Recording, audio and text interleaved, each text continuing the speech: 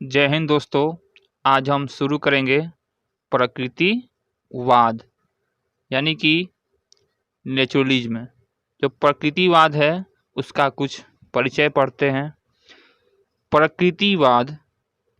प्रकृतिवाद यह मानता है कि वास्तविक संसार भौतिक संसार है, यानी material world is the real world. इस कारण हम प्रकृतिवाद को भौतिकवादी दर्शन भी कह सकते हैं या कहते हैं। यानी प्रकृतिवादी को हम लोग क्या कह सकते हैं? भौतिकवादी दर्शन। प्रकृतिवाद इस सृष्टि की रचना के लिए प्रकृति को ही उत्तरदायी मानता है। ठीक है,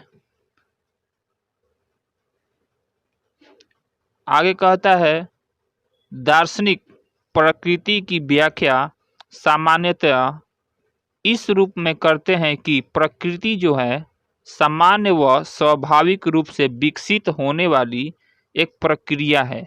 प्रकृति सामान्य व स्वाभाविक रूप से विकसित होने वाली एक प्रक्रिया है। इस ब्रह्मांड की वह सभी वस्तुएं जिनकी रचना या निर्माण में मनुष्य का शून्य योगदान है, मतलब कुछ भी योगदान नहीं है, वे क्या है? प्रकृति है। यानी प्रकृतिवाद में ये कहा गया है कि प्रकृति के निर्माण में मनुष्य का शून्य योगदान है। नेक्स्ट चलते हैं।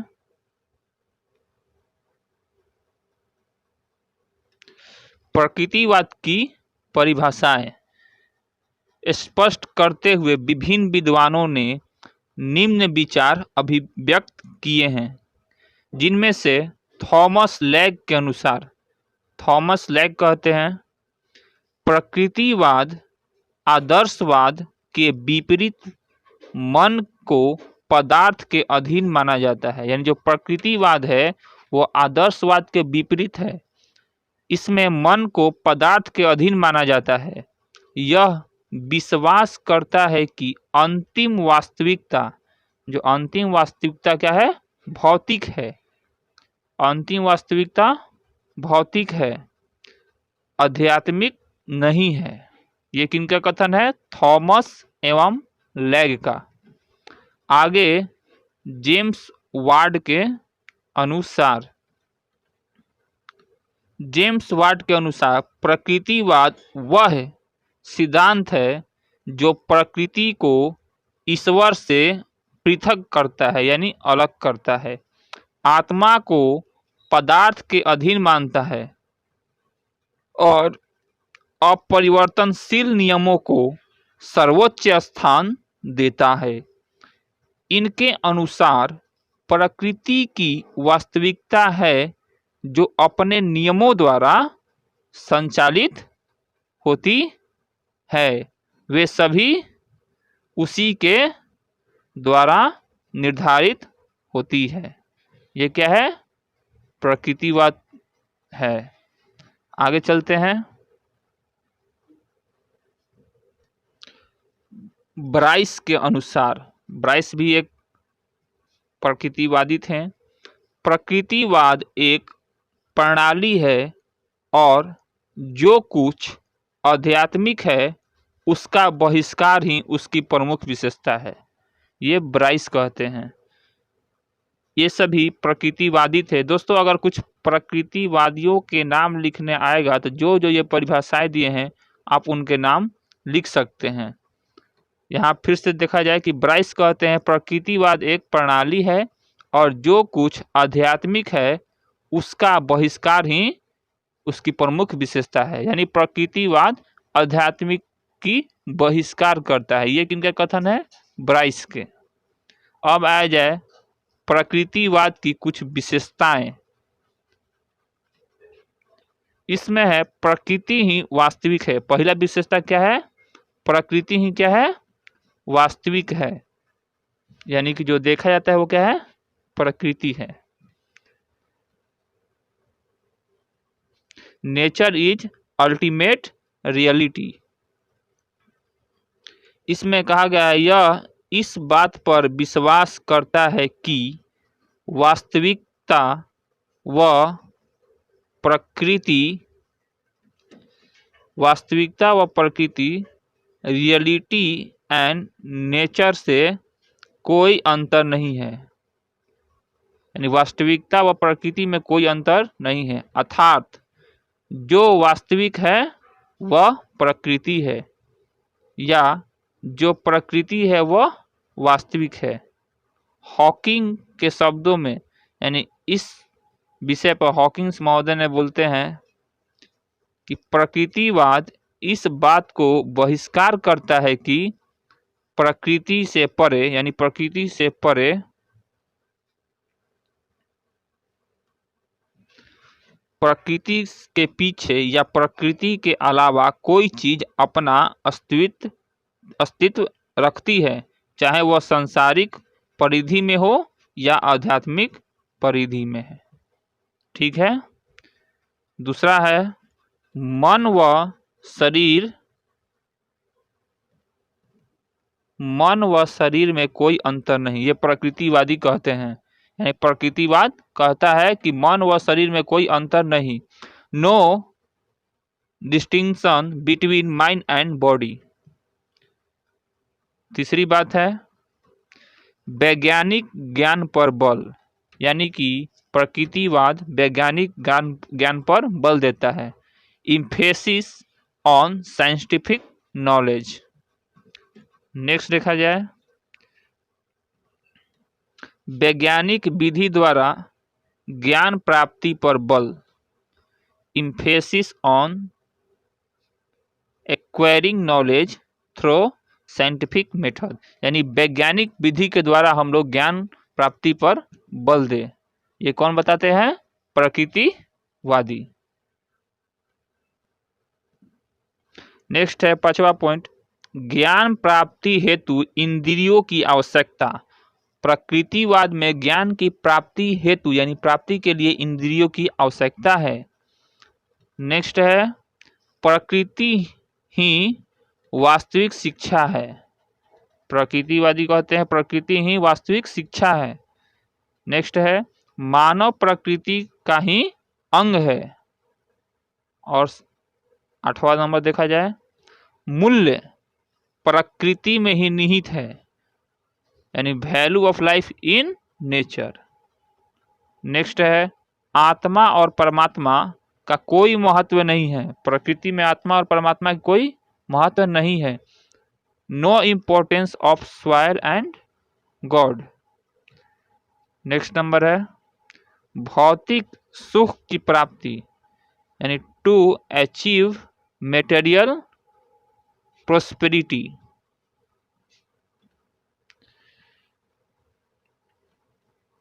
ग्यारह पॉइंट है व्यक्तित्व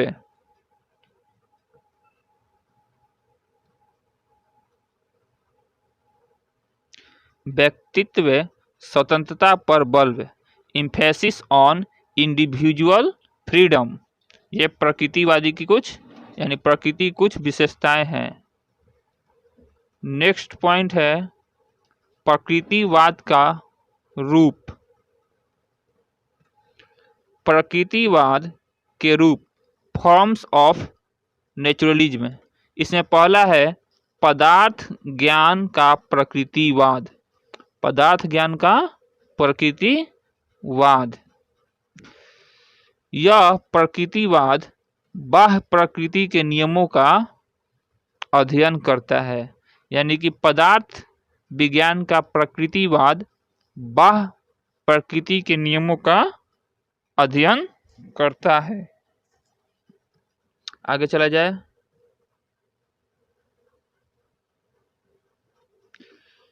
साथ ही इस बात पर बल देता है कि इस जगत में जो भी भौतिक रूप में विद्यमान है वह सत्य है। इस बात में भी विश्वास करता है कि वास्तविकता पदार्थ में ही होती है। वास्तविकता कहाँ होती है?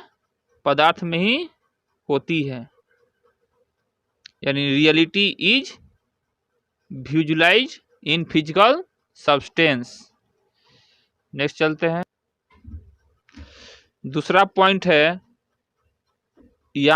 यंत्रवादी प्रकृतिवाद, यानी पहला पॉइंट था पदार्थ प्रकृतिवाद और दूसरा पॉइंट है यंत्रवादी प्रकृतिवाद यानी मैकेनिकल नेचुरलिज्म। यह विचारधारा मनुष्य को एक यंत्र के रूप में स्वीकार करती है। यंत्रवादी प्रकृतिवाद मनुष्य को एक यंत्र के रूप में स्वीकार करती है और यह भी मानती है कि इस संसार में यह संसार एक प्राणीहीन यंत्र है। यह संसार जो है प्राणीहीन यंत्र है जो पदार्थ व गति से निर्मित होता है। इस वर्ग की प्रकृतिवादी जीवों की उत्पत्ति पदार्थ व गति से मानते हैं, यानी प्रकृतिवादी जीवों की उत्पत्ति पदार्थ व गति से मानते हैं, ये यंत्रवादी प्रकृतिवाद कहता है। नेक्स्ट है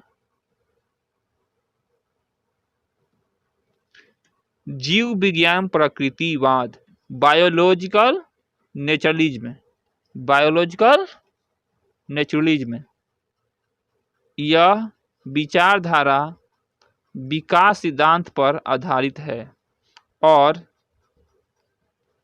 इसी के आधार पर यह मानव की उत्पत्ति की व्याख्या करते हैं। यह विचारधारा मानव का विकास पशुओं से मानती है। जैसे हम लोग कहते हैं ना कि हमारे जो पूर्वज चिंपैंजी हुए, बहुत पहले बंदर थे, उसके बाद आदि मानव हो गए, उसी प्रकार ये कहते हैं कि इनका जो विचारधारा है मानव का विकास पशुओं से मानती है और मनुष्य के उस स्वभाव पर बल देती है जो उसके पूर्वगामी वंशजों से प्राप्त हुआ। इसको हम लोग क्या कहेंगे? जीव विज्ञान का प्रकृतिवाद। ठीक है, नेक्स्ट पॉइंट कहता है क्या? अब पढ़ेंगे हम लोग प्रकृतिवाद और प्रकृतिवाद में शिक्षा। दोस्तों कोई भी पॉइंट हो, हम लोग बीएड कर रहे हैं तो इसमें शिक्षा बहुत इम्पोर्टेंट है, इसीलिए अंत में हमने उस टॉपिक को शिक्षा से जोड़ना जरूरी होता है, या उसमें उसका टॉपिक का शिक्षा में क्या निहितार्थ है ये बहुत जरूरी रहता है। चलिए शुरू करते हैं। प्रकृतिवाद तथा शिक्षा। प्रकृतिवादी विचारकों का मत था कि शिक्षा अध्यापक के हाथों से संचालित की जाने वाली प्रक्रिया नहीं है, जबकि उसका संगठन व्यक्ति या बालक के अनुकूल किया जाना चाहिए। व्यक्ति या बालक के अनुकूल किया जाना चाहिए। साथ ही यह विचारधारा भौतिक जगत की सार्थकता में विश्वास रखती है। एडम्स एक प्रकृतिवादी हैं। वो कहते हैं कि प्रकृतिवाद है शैक्षिक सिद्धांतों को क्रियान्वित करना या किताबी ज्ञान को प्रदान करने वाली कोई अवस्था नहीं है। यानी जो प्रकृतिवादी है उसको शैक्षिक सिद्धांतों को क्रियान्वित करना या किताबी ज्ञान को प्रदान करने वाली कोई अवस्था नहीं है, जबकि यह बालक के अनुकूल नियमों को शिक्षा को ढालने की एक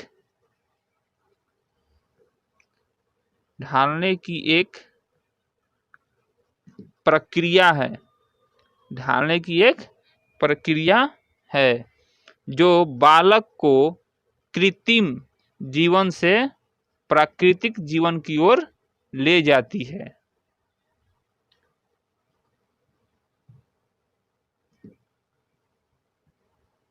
ये किनका कथन था?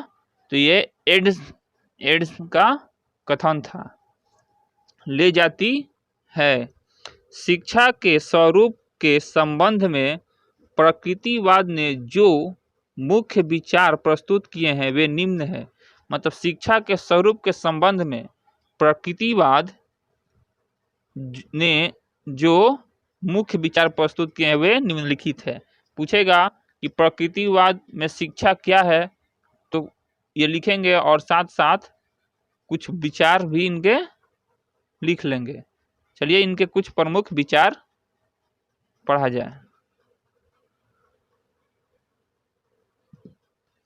प्रकृति के अनुसार शिक्षा। प्रकृतिवादी कहते हैं कि प्रकृति के अनुसार शिक्षा हो। Flow nature in imparting education, मतलब शिक्षा में प्रकृति का योगदान हो या उसका भाग हो। दूसरा है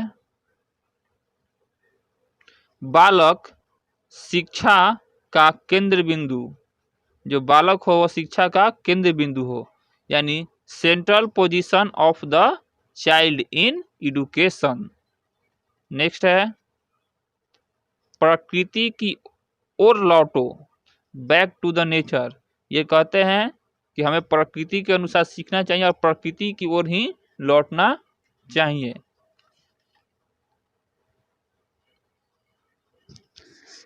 अगला पॉइंट है बालक की खुशहाली पर बल, यानी happiness necessary for the child, बालक की खुशहाली पर बल। नेक्स्ट है बालक की स्वतंत्रता पर बल। प्रकृतिवाद कहते हैं कि बालक की स्वतंत्रता पर बल, यानी प्रकृतिवादी शिक्षा के अंतर्गत आता है बालक की स्वतंत्रता पर बल, यानी freedom necessary for the child. Next है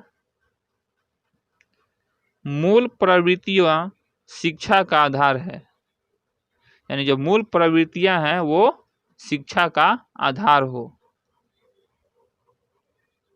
नेक्स्ट है इंद्रियां ज्ञान प्राप्ति का मार्ग, जो इंद्रिया हो वो ज्ञान प्राप्ति का मार्ग हो, यानी senses the gateways of knowledge. Next है नंबर 8 पुस्तकीय ज्ञान का विरोध। प्रकृतिवादी जो थे वो पुस्तकीय ज्ञान का विरोध करते थे, यानी अगेंस्ट बुकिश नॉलेज। नेक्स्ट है बालक के विकास की विभिन्न अवस्थाओं की चर्चा, यानी to present the different stage of child development, इसकी चर्चा करते थे। नेक्स्ट है शिक्षा में मनोविज्ञान की लोकप्रियता। इस कहते थे कि जो शिक्षा है उसमें मनोविज्ञान साइकोलॉजिकल को एडुकेशन में डाला जाए, उसकी लोकप्रियता को बढ़ाया जाए। ये प्रमुख विशेषताएं थी, यानी प्रकृतिवादी तथा शिक्षा के जो प्रकृतिवादी थे शिक्षा में कुछ विचार प्रस्तुत किए थे, ये निम्न थे। आगे हम लोग पढ़ेंगे प्रकृतिवाद में शिक्षा का उद्देश्य। प्रकृतिवाद व शिक्षा का उद्देश्य, इसमें पढ़ेंगे कुछ प्रसिद्ध शिक्षा शास्त्री के अनुसार शिक्षा का उद्देश्य निम्न है। क्या का उद्देश्य है इसके जानने की कोशिश किया जाए। एक शिक्षा शास्त्री जो प्रकृतिवादी भी थे रूसो। दोस्तों पूछेगा कि प्रकृतिवादी रूसो का क्या विचार था शिक्षा के क्षेत्र में, तो हम ये लिखेंगे। या पूछेगा कि कुछ प्रकृतिवादियों के नाम बताएं, तो हम रूसो का नाम लिख सकते हैं।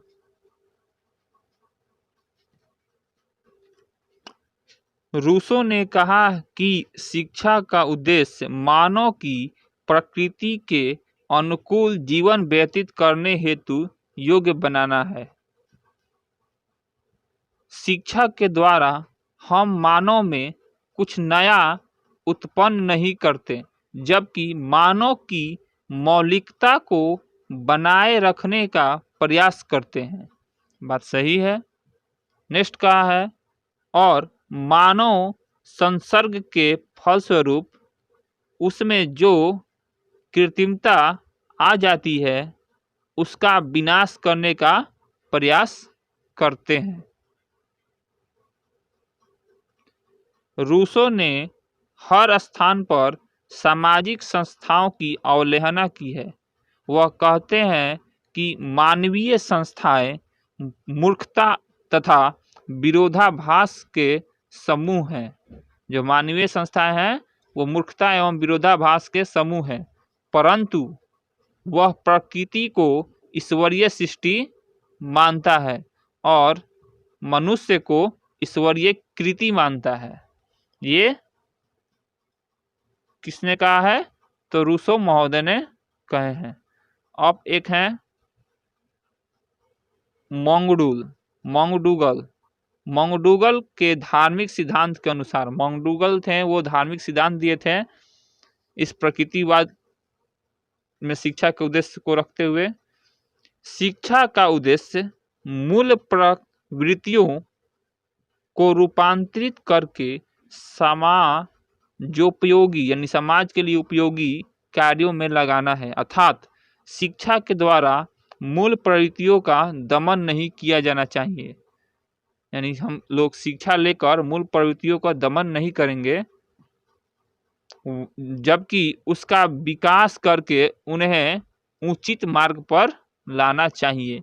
ये मोंगडूगल महोदय ने कहा है। नेक्स्ट है,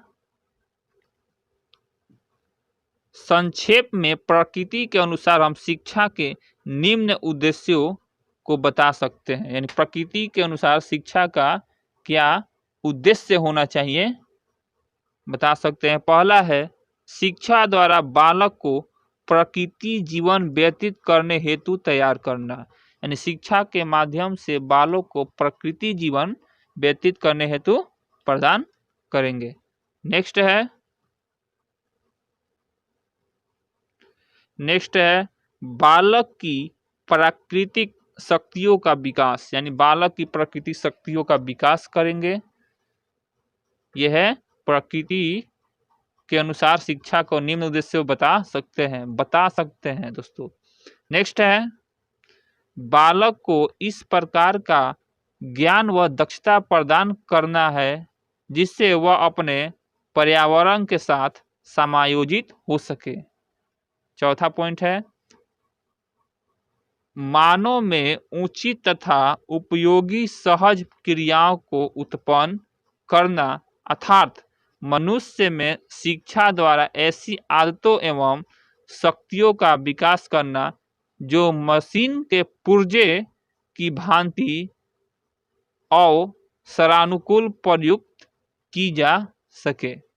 यानी कि मानव में जो उचित तथा उपयोगी सहज क्रियाओं को उत्पन्न करना चाहिए, अर्थात मनुष्य की में जो शिक्षा द्वारा ऐसी आदतों एवं शक्तियों का विकास करना जो मशीन की पुर्जों की भांति अवसरानुकूल प्रयुक्त किया है। यानी जो हमारा शरीर कर सकता है उसको हम लोग ऐसा विकास करें जो मशीन करता है उसके समतुल्य हो। नेक्स्ट है, बालक को जीवन संघर्षों की योग्य बनाना। यानी कि जीवन में जितना संघर्ष होगा उसको हम लोग बालक के रूप में ही धीरे धीरे योग्य बनाना शुरू करेंगे। नेक्स्ट है, जातीय निष्पत्तियों का संरक्षण करना व विकास करना। यहाँ पे इन्होंने जातीय निष्पत्तियों को बचाने का प्रयत्न और उसका विकास करने का बताया है। नेक्स्ट है, बालक का व्यक्तित्व का स्वतंत्र विकास। बालक का व्यक्तित्व का स्वतंत्र विकास। 8वां पॉइंट कहता है, मूल्य प्रवृत्तियों का शोधन एवं मार्ग अंतरीकरण। यानी मूल प्रवृत्तियों का शोधन करके उसका मार्ग अंतरीकरण करेंगे।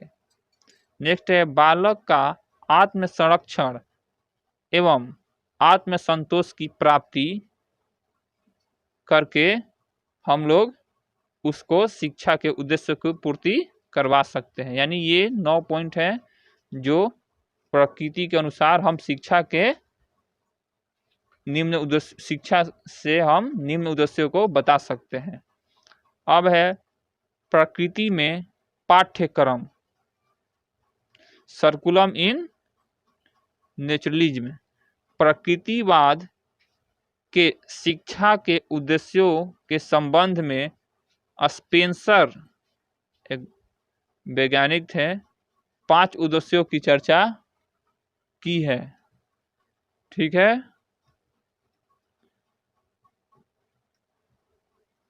पहला उद्देश्य है आत्मरक्षा, यानी कि बालकों को आत्मरक्षा के लिए प्रेरित यानी उसकी शिक्षा दें, यानी शारीरिक विज्ञान। इसके अंतर्गत शारीरिक विज्ञान का पाठ्यक्रम आ सकता है। नेक्स्ट है जीवन की मौलिक आवश्यकताओं की पूर्ति। इसके अंतर्गत हम लोग रोजगार की शिक्षा, गणित, भौतिकी, रसायन शास्त्र आदि का अध्ययन दे सकते हैं। नेक्स्ट है संतति पालन, यानी शरीर विज्ञान व मनोविज्ञान की शिक्षा, यानी शिक्षा के अंदर पाठ्यक्रम को यानी शारीरिक पाठ्यक्रम विज्ञान और मनोविज्ञान के पाठ्यक्रम को रख सकते हैं। नेक्स्ट पॉइंट है सामाजिक व राजनैतिक संबंधों का निर्वाह है। इसके अंतर्गत हम सामाजिक अध्ययन के सभी विषय को पाठ्यक्रम में रख सकते हैं। नेक्स्ट है अवकाश का सदुपयोग, अवकाश का सदुपयोग। इसमें हम साहित्य, संगीत, ललित कला, मनोविज्ञान, भौतिक विज्ञान आदि आ सकता है, यानी जो छुट्टी हो तो उस तौर पे हमें साहित्य, संगीत आदि सिखाना या सीखना चाहिए। नेक्स्ट पॉइंट है पाठ्यक्रम निर्माण में, यानी पाठ्यक्रम के निर्माण के सिद्धांतों के संबंध में जो प्रकृतिवादी विचारधारा है वो इस प्रकार है, यानी कि हम लोग पाठ्यक्रम के निर्माण किस प्रकार से कर सकते हैं।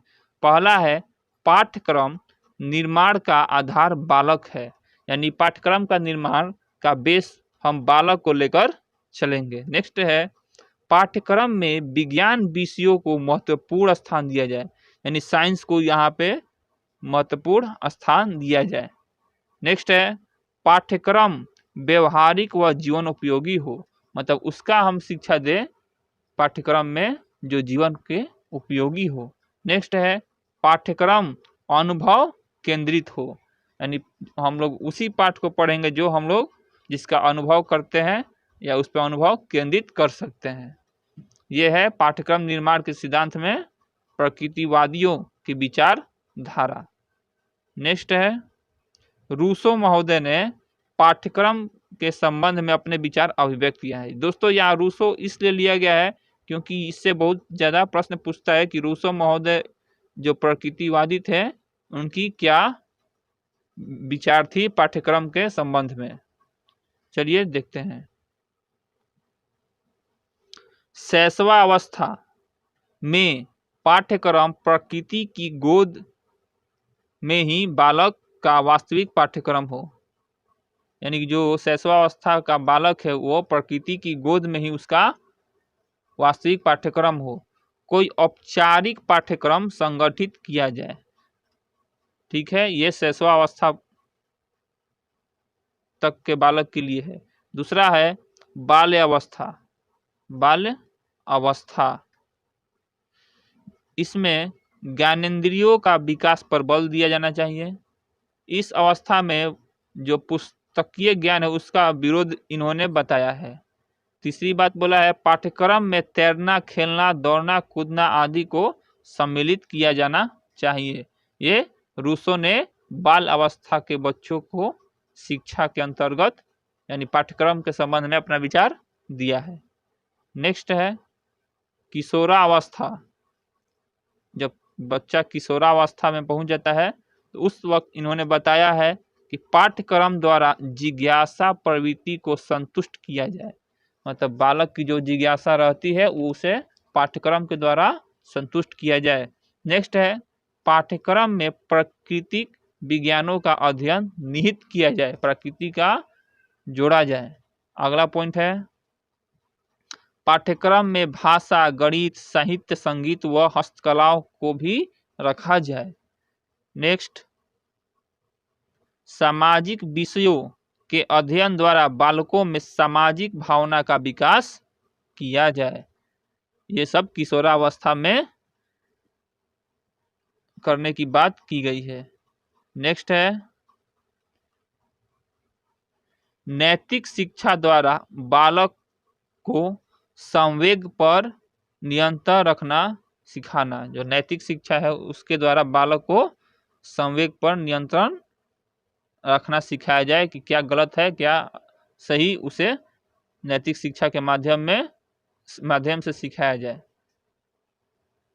आगे नेक्स्ट पॉइंट है प्रकृतिवाद की शिक्षण की विधियां, यानी प्रकृतिवाद में शिक्षण की क्या विधियां होना चाहिए। Naturalism and method of teaching, यानी दोस्तों बीएड में कोई भी पॉइंट पढ़ेंगे तो हमें शिक्षा, शिक्षण की विधियां, पाठ्यचर्या को ध्यान में रखते हुए पढ़ना है। आज ये प्रकृतिवाद है, इसमें देखा जाए कि शिक्षण की क्या विधियां होनी चाहिए।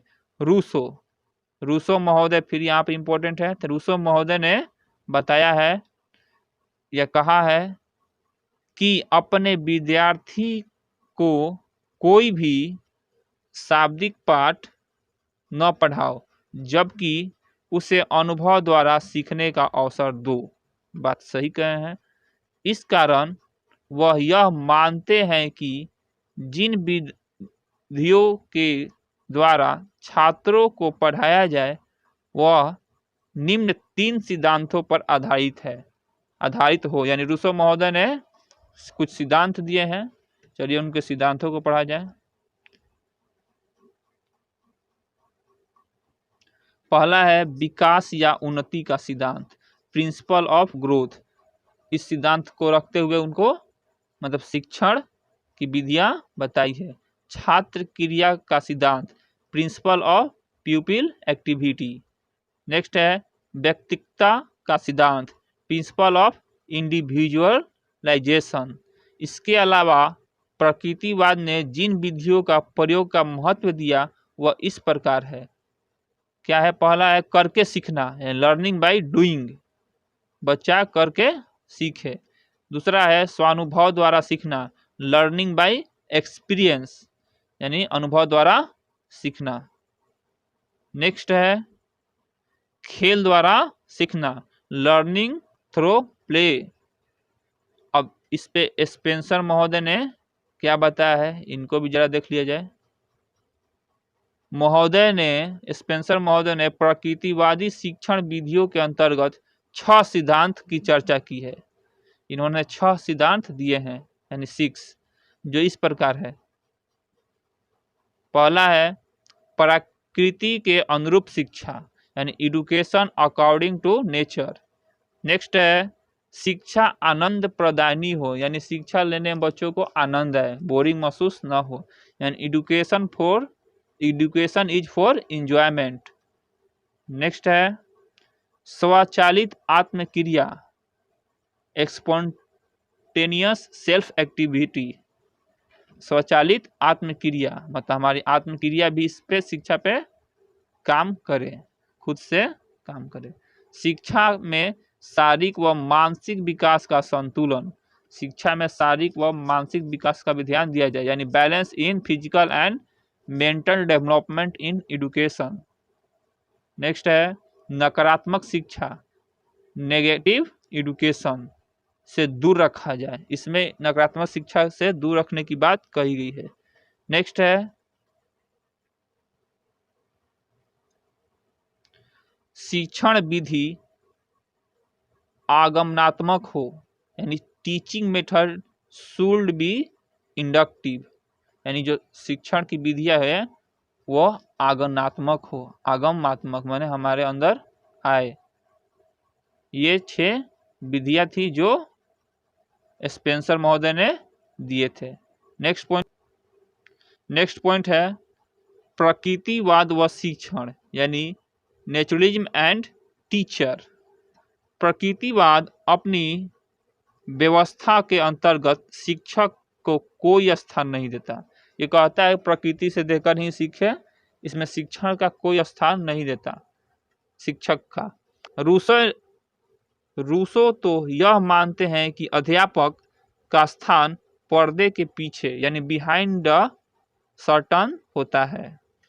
वह तो मंच की व्यवस्था करने वाला है। रूसो बताते हैं शिक्षक को वह मंच की व्यवस्था करने वाला है, अर्थात अध्यापक बालक के उचित विकास हेतु वातावरण की रचना करता है कि बालक का विकास किस प्रकार हो, इस तरह का वातावरण शिक्षक ही देता है। ये रूसो का कथन है। नेक्स्ट बताते हैं, उस वातावरण में विकसित होने हेतु बालक को स्वतंत्र छोड़ देता है और आवश्यकता अनुसार बालक का सहयोग करता है। यानी बालक खुद से विकसित हो और जहाँ जरूरी है वहाँ ये उनको सहयोग करता है। कौन? तो शिक्षक। नेक्स्ट पॉइंट है प्रकृतिवाद व शिक्षण में दूसरी बात यह है कि कुछ विचारक अध्यापक को एक निरीक्षणकर्ता यानी ऑब्जर्वर मानते हैं, जिसका कार्य बालक के स्वाभाविक विकास का निरीक्षण करना है और उसके विकास हेतु उचित सुविधा उपलब्ध कराना है। नेक्स्ट है प्रकृतिवाद यह भी मानता है कि अध्यापक का उत्तरदायित्व सिर्फ बालक की प्रकृति को समझना है, यानी नो यू पीपुल, अपने शिष्य को जानना। इस संबंध में टैगोर ने कहा है कि अध्यापक का यह उत्तरदायित्व है कि वह बालक को स्वयं में आत्मसात करे, यानी a teacher ought to have and realize child in himself. ये थे प्रकृतिवाद व शिक्षक। दोस्तों ये चैप्टर समाप्त हुआ। मिलते हैं नेक्स्ट टॉपिक में। आने वाले सभी वीडियो देखने के लिए हमारे चैनल के बगल में लाल रंग के सब्सक्राइब बटन को दबाएं और बेल आइकन को जरूर प्रेस करें।